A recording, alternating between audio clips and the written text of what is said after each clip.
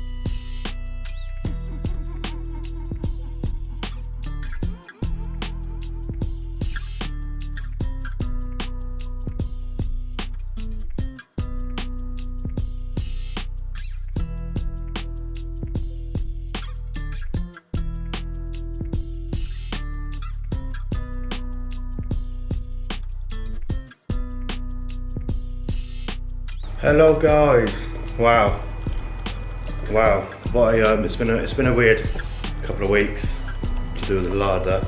I haven't recorded much because, do you know what, the main reason I get put off doing these videos and I don't do enough, it's just so much hassle, it really is. And I thought, do you know what, I'm going to get properly back into it now because I'm about to do something pretty big to the Lada, pretty serious. So I've gone to do it, and the battery on this Canon G7X Mark III, the camera's what, 13 months old.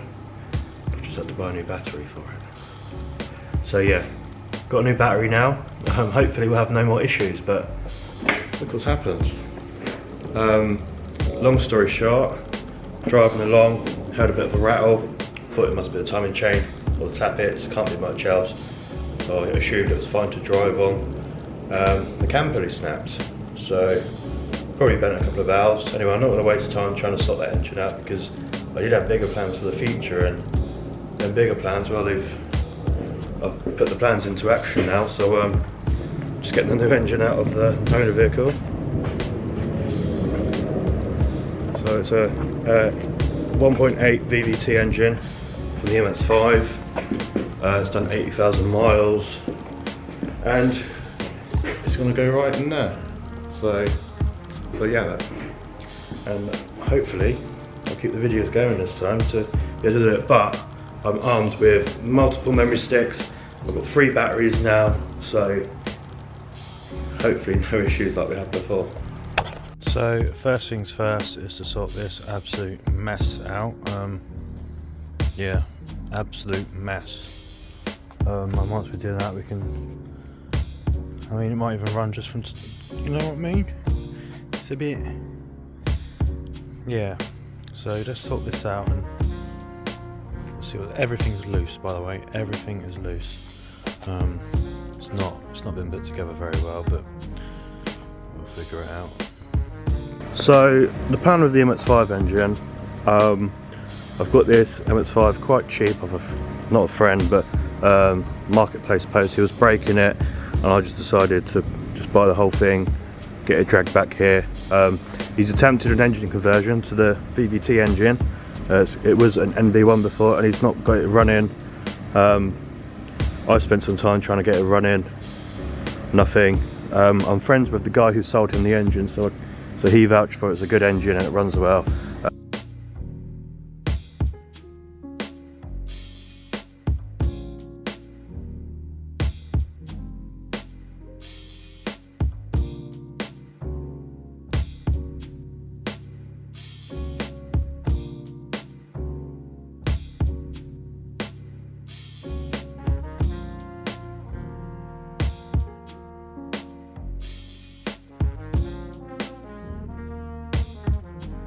Right, I've just undone the last bolt holding the gearbox to the engine. The engine mounts are undone. Got one more bolt for the alternator.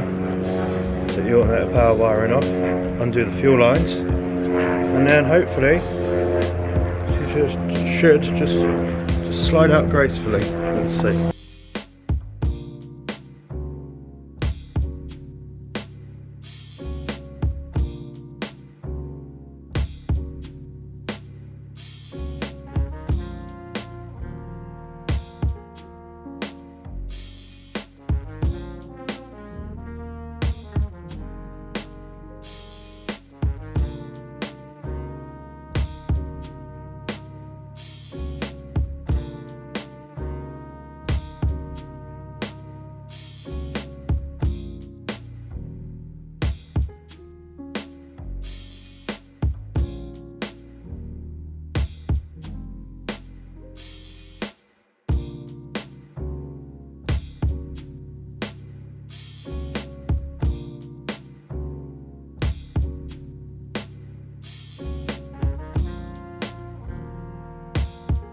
Right then,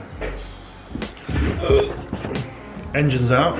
I'm just taking the flywheel off so then I can put it on the engine stand, and then I'll talk about later. Yo. Right, next step is done. I've got the engine on a stand. I've removed pretty much everything from it, draining the oil into a bucket. So basically, because the sump has a bolt on the front, that's not going to work with my setup, because I've got my cross member and steering rack which will be in the way. So I've had to source a sump from a Mazda 323 Turbo, which was an absolute pain. I've been looking for over a month, but there is one on its way now, which is nice. Coming from Northern Ireland, so I'm happy with that. So I'm just draining as much of the oil out overnight, and then tomorrow I should take the rocker cover off, take the sump off, ready to swap over, and just give the engine a good tidy up, because it's a little bit crusty in places. Get it repainted, get it all looking nice and fancy, ready for the throttle bodies.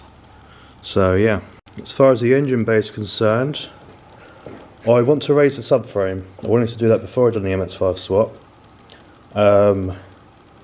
So I'm going to do a subframe raise it by 30mm. The only thing I'm a little bit worried about is obviously the angle of this is going to increase, and it's already a really bad, poorly designed angle.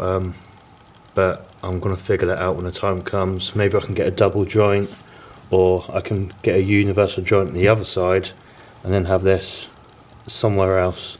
It'll probably have to go a bit higher, so this will be at less of an angle, but we'll figure out that out when the time comes. I've also got to cut into the bulkheads to free up some room for the MX-5 engine as well, so that'll be another interesting thing to go through. And obviously with raising the engine, I'm going to have to raise the gearbox tunnel and the prop shaft tunnel, because I also want to run the exhaust alongside the prop shaft under the car, obviously for clearance issues, so I can get the seals touching the floor. So yeah, I'm going to be a bit busy with this engine swap, but really looking forward to doing it. As you can see from the subframe, it's taken a beating because it's always hitting the floor. That's just where I like to drive low, personal preference. So obviously, as the subframes are already beefed up, I'm going to chop the middle out, put some shallower bot section in for some more clearance for the engine. To raise the subframe, I'm going to cut these platforms which bolt to the chassis legs, and I'm going to put them lower down 30mm, chop the top of these off, put the bolt there. Yeah, that's it for today. I am going to wrap up now because it's going to be far too noisy to cut the subframe up because it is midnight now, so I'm going to tidy up. Hopefully upload this video today, so I want to keep them more regular now, and then we'll go from there. But thank you for watching again. I don't care about likes, I don't care about subscribes, do what you want. These videos are just for me, but obviously it all helps. Towards what? I have no idea, but it helps with something, I guess. Morale? Motivation? I don't know, but it helps in some way or another.